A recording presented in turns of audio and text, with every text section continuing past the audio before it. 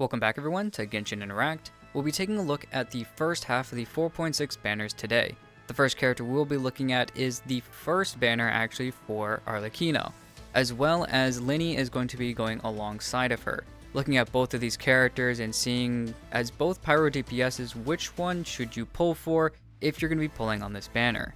If you do enjoy the video, please go ahead and like and subscribe and check out the rest of the channel for other videos you may be interested in.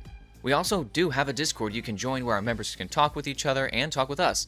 Looking at how stacked this banner might be and kind of one-sided on the pyro element, it might be very difficult to see who you should pull for, but I think most of us would agree that we're all having our eyes kind of on a certain new someone. Anyways, now on to the video. With Nervalet and Kazuha being available, you might be seriously tempted to pull on the banner, and I don't blame you. But there's a small problem. Your Primogem count is lower than my IQ, and not even doing your commissions will get you enough for one pull. Lucky for you, I have a great way you can buy Primogems at a discount. Loot Bar is 100% safe and only requires your Genshin UID to purchase Genesis crystals. Normally, the price for me to buy 6,480 crystals is $100, but you can see here how Loot Bar has reduced the price to about $85, and if you're a new user, you get an additional 5% off.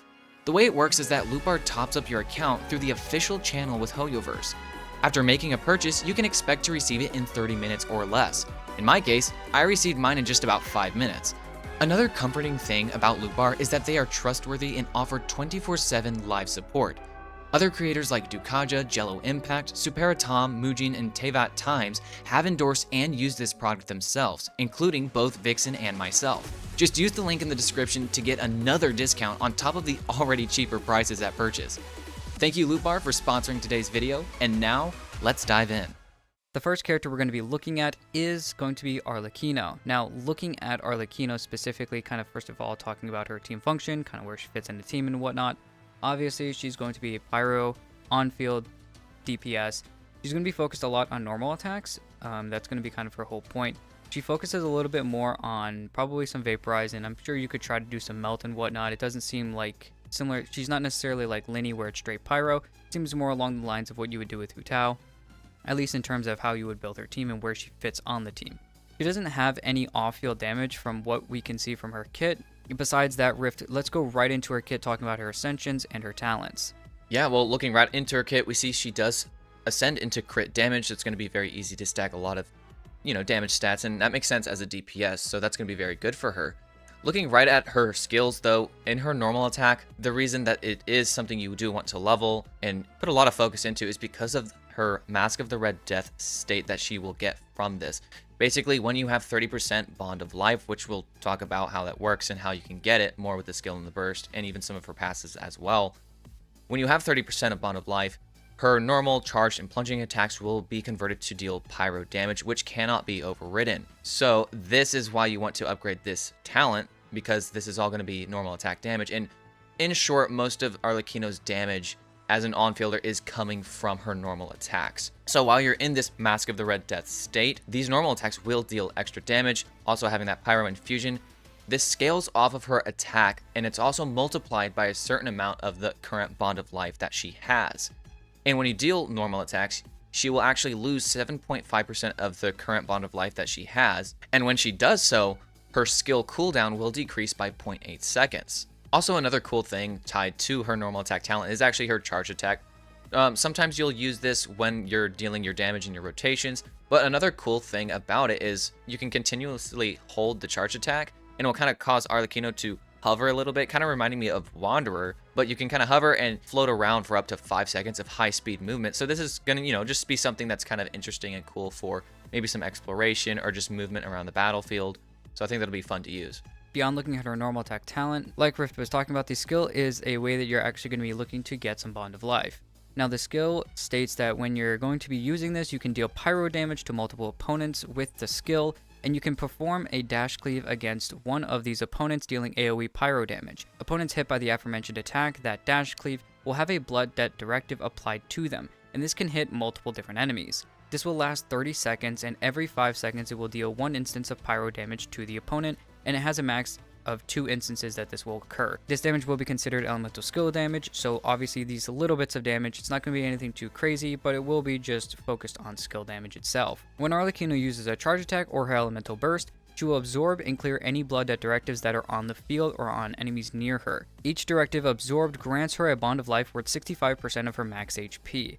Now keep in mind that the maximum amount of bond of life that you can get through this way from absorbing those blood debt directives is up to 145% of her max HP. Now this can also be consumed within 35 seconds after using her elemental skill, so keep that in mind when you're actually doing this. Make sure that obviously when you're not going to be using the next charge attack or your elemental burst, it's not too far gone from using the skill, which it really shouldn't be, but just keep that in mind. Using the elemental skill again during that duration of obviously having the 35 seconds will restart the count on duration for that 35 seconds, and the limit on the bond of life she may gain from those blood debt directives. Now quickly looking at Arlecchino's burst, it's called Bale Moon Rising. Basically, Arlecchino will have great wings of the Bale Moon Bloodfire beat, which, by the way, I've seen the animation for this, and I think you can agree with me, Vixen, that the animation looks pretty sick. It's amazing. Yeah, I partially want to pull her because of it. But anyways, when you use this burst, she'll absorb and clear blood deck directives around her and deal AoE pyro damage before clearing the cooldown of the skill and healing her. And looking at the scalings, this hit seems to be pretty good. If you crown the skill, we're looking at a 666.7% skill damage. So it'll be a nice added damage by using the burst. You'll reset the cooldown of the skill, which is going to be very nice. Easy application of more blood debt directives, more bond of life, right? More damage. Just a lot of good things going for her, and she can heal herself with her burst, which we'll talk about in the passives, why this is important. And also just keep in mind the healing is based on her current bond of life value and also her attack. So naturally, her healing herself is going to be pretty good. Speaking of looking at her passives, the first passive that you're going to be getting is called Agony Alone May Be Repaid. The first thing you're going to be getting is when defeating an opponent with a blood debt directive on them, Arlecchino will be granting a bond of life to herself worth 130% of her max HP. Another effect is that 5 seconds after a blood debt directive is applied to an enemy, it will be upgraded to a blood debt due. And when you absorb these through the charge attack or the burst, it will instead grant a bond of life worth 130%. Now, one of these ways that you can do so, it cannot exceed the original limit that is placed on the bonds of life in the skill, which is the 145% max that you can get through those ways. Another passive talent you get is Arlecchino, just keep in mind, can get 1% of all elemental and physical resistance for every 100 attacks that she has in excess of 1000, and it has a maximum resistance increase that she can get up to 20%.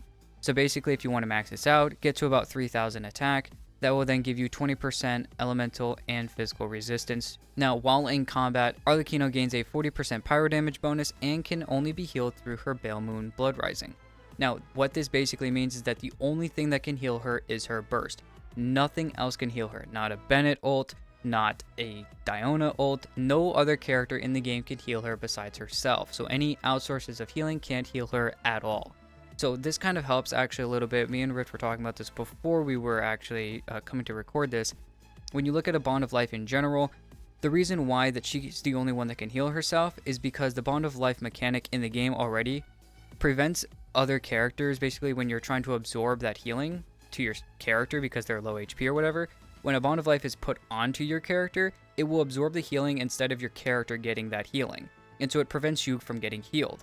And so at that point, though, it is going to be getting rid of the bond of life the more healing that you put on yourself. And the whole point of Arlecchino is to have the bond of life always on her. So if she has other characters healing herself, she's then going to be getting rid of her bond of life, which is the opposite of what you want to do with her. So here, by having her burst get rid of her bond of life as well as heal herself, that allows her to be the only character that can do it, and it makes the kit a little bit easier for her to be the only one that can heal her, instead of other characters messing up her ability to have more bond of life on herself. Now that we've talked a lot about Arlecchino, the most anticipated character for 4.6, obviously, we do also have Lyney, one of the children for Father, right? Looking at his team function, though, he's actually very similar to Arlecchino. He's also a Pyro DPS. The only major difference would be that he's a ranged DPS, more like Yoimiya. It's kind of like the difference between Hu Tao and Yoimiya. Here we have Arlecchino and Lyney. So overall, as a Pyro DPS, he's going to be an on-field character. So not a lot of off-field damage, mainly just on-field damage. I think all of us could agree that Arlecchino is the top pick here. Anyways, Vixen, looking at Lyney's kit, what can you tell us about it? Well, quickly going through him, because he's already a character that has been out before, his crit rate is at 19.2% when you get him to level 90, so he sends into crit rate, and I believe his weapon is crit damage. Now, the main thing that you're going to want to focus on is your normal attacks, as well as your skill as well. But your normal attacks specifically, nothing's too crazy about the normals or the plunging attacks, but the charge attack is where a lot of your help's going to be coming from. Like other bow characters, the charge attack performs a more precise aim shot with increased damage. Now, while aiming, flames will run across the arrowhead that he is going to be using, and different effects will occur based on the time that he has spent charging this. At the first level of charge, it fires off a pyro-infused arrow, dealing normal pyro damage. Now, if you get this to the second level, it fires off a prop arrow that deals pyro damage as well, and upon hit, it will summon a Grin Malkin Cat. When firing the prop arrow, and when Lyney has more than 60% HP, he will consume a portion of his HP to obtain one prop surplus stack, and you can get 5 of these stacks. The effect will be removed after the character spends 30 seconds out of combat. The lowest Lyney can drop to through this specific method though is 60%, so that he won't keep too low on his HP so that he can stay alive. Now, looking at the Grin Malkin Cat quickly, you can taunt enemies that are nearby and attract their attacks to it so that Lyney isn't getting hit while he's doing the charge attacks. The hat will inherit a percentage of Lyney's max HP, and if it is destroyed or its duration expires, it will fire off a pyrotechnic strike at one nearby opponent, dealing pyro damage to it. Only one hat can exist at one given time specifically, at least at C0. Now, this does have the Archi Numa alignment as well, so keep that in mind because at certain intervals, the prop arrow that you're going to be shooting, specifically the prop arrow, will cause a Spirit Breath Thorn to descend upon its hit location, dealing Numa-aligned pyro damage. Now quickly looking over Lyney's skill, it's called Bewildering Lights. Lyney does a flourish with his hat, unleashing a firework surprise, and when used, he will clear all current prop surplus stacks that Vixen just talked about, and deal AoE pyro damage to opponents in front of him. This damage will be increased according to the stacks cleared of prop surplus, and this will also regenerate Lyney's HP based on his max HP. When a Grin Malkin hat from the charge attack is created by Lyney and is on the field, the fireworks from the skill will cause it to explode, dealing AoE pyro damage equal to that of a pyrotechnic strike, also that Vixen just went over. Now, the damage dealt is considered a charged attack damage. Finally, taking a quick peek at his burst, you're going to be turning Lyney into a Grin Malkin Cat himself, and so that he can move around quickly in combat. This is not to be mistaken with the Grin Malkin hat that he considers and gives himself. So when he turns into the Grin Malkin Cat and gets close to opponents, it will send flames falling down on them, dealing at most of 1 instance pyro damage to each opponent that he gets near. When the duration ends, he will dismiss the Grin Malkin Cat and ignite fireworks that deal AoE pyro damage, and summon 1 Grin Malkin Hat and grant himself 1 prop surplus stack. Grin Malkin Cat can actively be cancelled, and I believe that is mainly through the dash. Looking at the weapon banners now, we're going to be talking about both weapons, and first looking at Arlecchino's weapon, Crimson Moon's Semblance. Now, this is a weapon that at level 90 is going to be giving you 22.1% crit rate and has a high base attack, which, like we talked about a lot before, a lot of things are going to be stacking off of attack for Arlecchino. And so this is very good to have a very, very high attack, at least to start out with this base attack.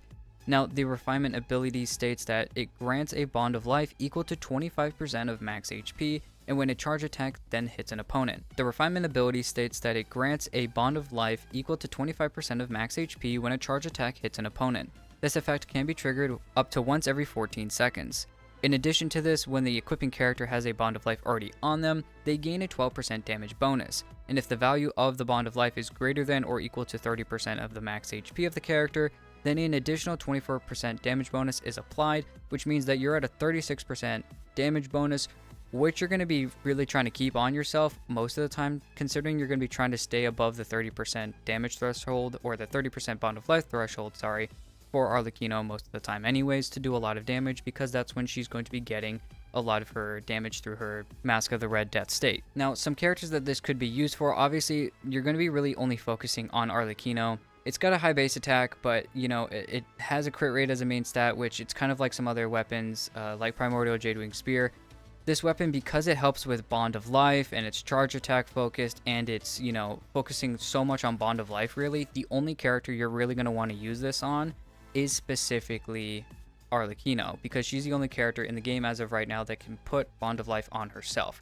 Whereas the only other way, I believe, is there's another weapon that equips Bond of Life to you, and the only other way as well is through getting hit by enemies that apply Bond of Life to you. So at this point in time, Arlecchino is really the only character that can really use this weapon to its max and fullest extent. Now looking at Lyney's weapon, the First Great Magic. This has a main stat of crit damage, and at level 90, you will be able to get this up to 66.2% crit damage. And we already did talk about how Lyney does descend into crit rate, so it's going to pair nicely with that. Looking at the ability on the weapon, it states that damage dealt by charged attacks will be increased by 16%. For every party member with the same elemental type as the wielder, not including the wielder themselves though, will gain 1 gimmick stack. And for every party member with a different elemental type from the wielder, you will gain 1 theatric stack. And for the gimmick stacks, this just means that you'll have increased attack for each character that is the same element. And it works the same way for the theatric stacks, but this is just for movement speed at 4, 7, and 10% respectively. So that one isn't, as great. The main idea with this weapon is that you're using it on a character who likes mono element teams. And with Lyney, it's perfect because he's a mono pyro based character. The more pyro characters you have in his team, the more attack he gets, even based on his passives. That's just the way he wants to be played. Now, some other characters that could use this, once upon a time I actually tried to pull this for my Tighnari because the crit damage main stat's good, and it does increase your charge attack damage, so that's why I tried to do that.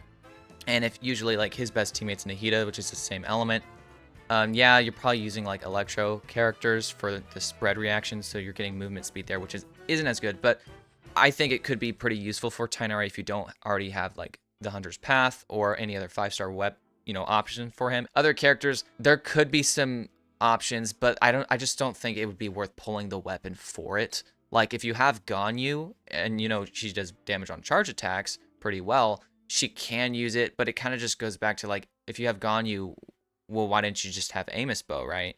Plus, you can lose to Amos Bow on the weapon banner, so I think it's just safer to just save your Primo Gems in that scenario. And then there's like even cases for Farazan dealing with her charge attack as an Animo DPS. Just not worth it in my opinion. The final section we're going to be going over, obviously, is our question section. Now, looking at the first question, we're going to be asking, do you need either character on your account? What elements and roles is your account in need of? And who kind of can help you fill this role if you already have, some characters that fill this role similarly? So first, looking at Arlecchino, the first question, do you need either of these characters on your account? Looking at Arlecchino, I think the biggest thing that you're going to be looking out for is, do you have another Pyro DPS already?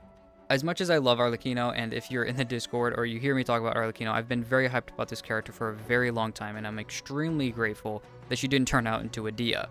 But that being said, there are great other Pyro DPSs already in the game. If you're an early player and you lost to D-Luke or something and you already have that, and that's kind of somebody you want to hold your coattails onto for a while, believe me, plenty people already did that, and it worked just fine for them, and then they got some other characters as the game progressed. You could keep going with D-Luke as well as a character. Hu Tao's a great substitute, obviously, for Arlecchino. Hu Tao in general is easy to build, as well as she does a lot of damage, so she's a great Pyro DPS. There are characters like Yoimiya. Now, I'm not a fan of bow characters, but the way Yoimiya is played is using her skill and then just spamming the normal attack button, so it makes actually playing normal attack, playing bow characters a lot easier. So both of these characters do extremely well, and they're both more or less based off of the Vaporize reaction, which is what it seems like Arlecchino's based off of as well. She could do straight Pyro, but it seems like you could throw a Yelan or a Xingqiu in there, it would be a good idea. So I would say that's kind of the way that it's looking there. Arlecchino is a great character though if you don't have a Pyro DPS, or even if you do and you're kind of, I don't really want to use my other Pyro DPSs. For me, I already have my D-Luke on a Crimson set, I've got Hu Tao on a Crimson set, and I've even got Yoimiya on her 4-piece Shimenawa's Reminiscence set. But I don't really like all three characters anymore. I've kind of gone through and used them up, and I don't really like how they play. Whereas Arlecchino, I'm really excited to see how she plays, so if you're more like me and you just kind of want something new, I think she's a great pull, but I don't think it's necessary if you have some of these other characters. Looking at Lyney, Lyney's an interesting one because he does, like Riff was just talking about, focus really, even with his weapon, on just full mono pyro teams. And if you're okay with having a full mono pyro team, then go ahead and go for it. I would just say though, it's a little bit difficult to really focus too heavily into this specific team. A lot of her new players as well. And I don't really feel like Lyney's necessarily a great pull. He could do a lot of damage, but I think he takes a little bit of investment to actually get him to that point. Whereas it seems like characters like Hu Tao, like I was just talking about, and even Yoimiya, who can run different sets and whatnot, they're a little bit easier characters to focus into, and even Arlecchino, who's on the other side of the banner, are just easier to play with, as well as they can go on different reactions like Vaporize and whatnot and do better. So I think it's probably not worth it to really go for Lyney unless you just really like him as a character. The next question we ask is, what kinds of teams are you trying to build? And diving right into Arlecchino, Vixen already did mention how Vaporize is going to be one of the good options. There could also be other options you're doing, like some overload teams. Maybe you're throwing Chevers in the mix, and hey, when Cloran comes out, there can be options there too. I think there's a lot of things that can be done with Arlecchino, and even for the future with new characters. So Arlecchino is going to be a good pick just because as an on-fielder for Pyro, there's a lot of things, like I was just saying, that you can do for off-field options. I think she's got a lot of teammates that you can use, a lot of different viable options that you can use. So when it comes to building teams, and even if you're like a new player, I mean, at the end of the day, I think she's just a good pull. She's going to deal a lot of good damage. She kind of is, in a sense, a power creep version of Hu Tao and just Pyro DPSs in general. We have seen that lately with Fontaine, how the power level of the characters seems to have just risen. The damage ceiling, just the power creep is there, and you can see it if you look back through Fontaine. I don't think you're gonna regret pulling Arlecchino, right? That's my point. So I think she's a good pull in that sense. Now with Lyney, it's kind of hard to make a case for him because his team is kind of one-sided as mono Pyro. Usually you're just using Bennett Xiangling, you know, the dynamic duo, and then just throwing someone in there like either another Pyro or just Kazuha or a Viridescent Venerer to maximize the Pyro damage of the entire team. So it's not like there's too many options there. You know, if you're pulling Lyney, it's because you already have the slots for him, like Bennett, Xiangling, and Kazuha. The next bit we go over is looking at kind of focusing on what free-to-play players need, what veteran spenders need, you know, free-to-play veterans just in general, as well as just whales looking as well as you guys, and even people who are just looking at constellations. So the first bit that we do want to talk about is free-to-play players. Now, you want a lot of different characters, if you're early on in the game especially, that are going to fall into a lot of different teams. For instance, you don't want necessarily a character like Lyney, who could be a little bit of an annoyance because you're only really running mono Pyro like Riff was just talking about. He's a little bit difficult to run outside of that, and he doesn't do as much damage because, like we're talking about, the passives, as well as if you have the weapon, it makes it even worse for you to go more into a Vaporize or a Melt or whatever team, or an Overload. So it's very difficult to really focus him in those separate teams. Whereas with Arlecchino, for instance, who's focused on going into either an Overload team or into a Vaporize team, she can fill that slot very easily, as well as she seems like she's going to be doing way more damage. And so it seems like a great character in general to use, and somebody who could really take you to the end game a lot quicker. Now looking at veteran spenders and even veteran free-to-play players, you should already have a decent lineup at this point in the game, and you've got your two teams for doing the Abyss. So it becomes a little bit more safer to pull characters that are niche or just maybe minimal upgrades to what you already have, and it's not like opening an entirely new thing on your account, right? Like, you already have a Pyro DPS, so it's okay to pull a Pyro DPS because you already have your Cryo DPS, you already have Geo, Dendro, Electro, you've got all the roles filled. So pulling for niche things is just a little bit safer and allows you to kind of pull for more fun factor than just what's going to be good. Now, I will disclaimer that by immediately saying you should always pull for what you want. If you are a new player and you care about the fun factor of a character, that is totally fair and viable. It's a video game, for crying out loud. Pull for who you want. But if you are concerned about actually beating the content and getting there as soon as possible, then you're going to probably be wanting to pull characters that are what other people would label as meta. You know, in this banner case, Arlecchino is going to get that label much quicker than Lyney will. Now, Lyney can be good, especially with high investment, just like any character can be good with high investment. Arlecchino is, like I was saying earlier, going to be power creeping a lot of previous options. It just makes sense. It's what we've been seeing in the kit, and why wouldn't she? So I think getting Arlecchino as an upgrade to your Pyro DPS options that we currently have in the game as a veteran player is going to be pretty cool, a good upgrade, and something that's going to change things up. Looking a little bit further into specifically looking at constellations really quickly, if you're talking about a character or people in general who are looking at, you know, if you're a whale and you want to go for, you know, C6 or whatever, you obviously you're going to do that no matter what we say. But the question really comes down to a lot of other people who are looking at just straight up constellations. Now, with Arlecchino, really looking at her first two, because that's where a lot of people are going to be focusing on, you know, is the C1 or the C2 worth it, or is it really just better to stick at C0? Now, I think in general, she's doing amazing damage outside of her C1 and her C2. A lot of stuff has come out about her doing a crap ton of damage that's not even fair anymore at this point, just based off of vaporized damage with her constant normal attacks. Now, because of this though, her C1 and her C2 do have some really good substantial uses. Her C1 states that the Mask of the Red Death state that she's in is further enhanced and the value of the increase is 100%. Now, additionally, this is something that's been new and it's very helpful. Arlecchino's interruption resistance in this specific state is increased when she performs those normal attacks when she's affected by the Mask of the Red Death state. So that interruption resistance is very good.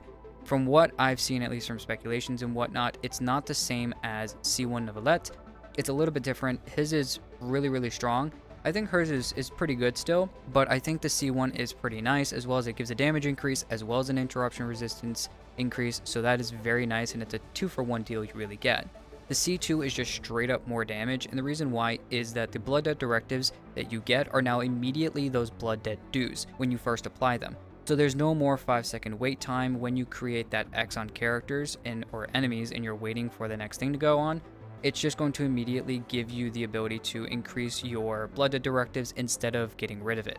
Now, when Arlecchino absorbs a Blood Debt due, she unleashes Bale Moon Bloodfire in front of her, which deals 900% of her attack as AoE pyro damage, and this effect can be triggered once every 10 seconds. This really just, C2 is just a bunch of damage. It's almost kind of like getting a C2 Raiden, where you're just getting a bunch more damage because you're defense shredding, whereas here it's just getting no defense shredding, you're just basically hitting it harder. So personally, I think the C1 is worth it. I wouldn't say the C2 is really worth it, although it is a very nice increase. And if I will say, the C3 is nice because it does increase the normal attacks talent, which is going to be helpful considering she's going to be doing a lot of her damage through those normal attacks. Looking at Lyney really quickly as well, his constellations are a little bit different, I would say. I wouldn't say that he's really worth it to go after the constellations. I would really say sticking at him with C0 is probably your best bet and really focusing on other characters. But his C1 states that Lyney can have 2 Grin Malkin hats present at one time.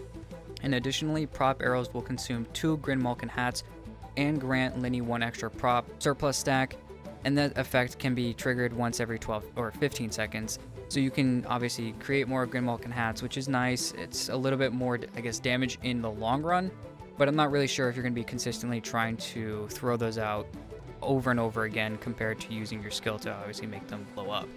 Now, his C2 is when Lyney is on the field. He will gain a stack of Crips Focus every 2 seconds, and each stack will increase his crit damage by 20% with a max of 3 stacks, and this effect will be cancelled when Lyney leaves the field. Basically already, after 6 seconds of Lyney being on the field, which that's probably the same amount of time it takes to create those Grin Malkin hats, which is what you're going to be doing with your charge attacks and whatnot, you're already getting 60% more crit damage. It's a very nice damage increase. It's kind of like Arlecchino, and like I was talking about, you're just getting more damage just from your C2. You're just hitting it harder.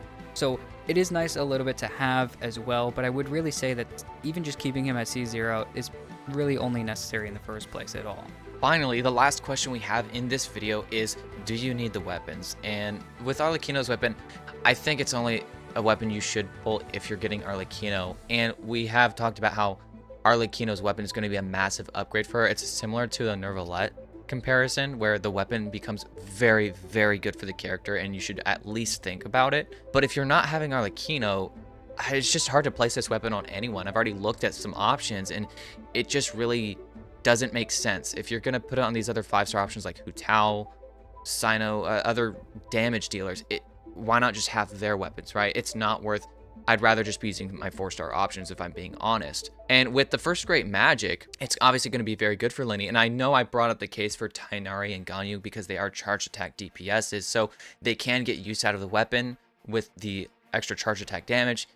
I just don't personally like the idea of it. It just feels like a waste of Primogems. And I know I said once upon a time I tried to pull it for Tighnari. I'm glad I didn't get it though, because looking back, it just wouldn't have been the best use of my Primogems. So once again, just like if you have Lyney, go for it. But even then, you don't require it for Lyney. There are other good 4-star bow options that can increase your charged attack damage, like the Battle Pass option. Well, we hope that this video could help you decide on whether these characters or weapons coming up on this next banner are for you. As always, if you have any suggestions that may help other players, go ahead and let us know down in the comments. Make sure to like, subscribe, and check out our Discord as well. Thank you again for watching the video, and we'll see you in the next one.